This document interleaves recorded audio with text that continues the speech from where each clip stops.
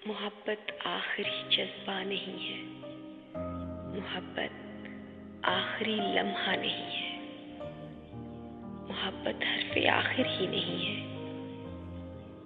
मोहब्बत एक रास्ता है जहाँ से जानिबे मंजिल कई रास्ते निकलते हैं। जैसे कि एक समंदर से कई दरिया निकलते हैं,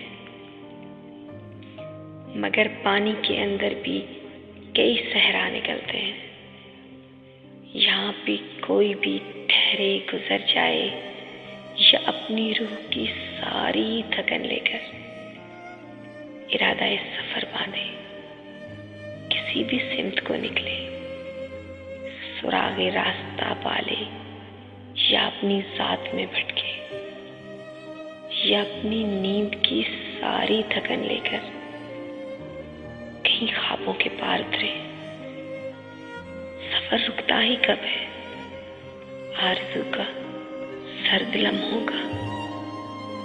कोई आए चला जाए बिछड़ जाए, गए लम्हों के मक्तल में कोई ना लौट कर आए। मोहब्बत हो नहीं सकती कभी महदूद लोगों में, बदल कर रूप रहती है ये मौजूद लोगों में।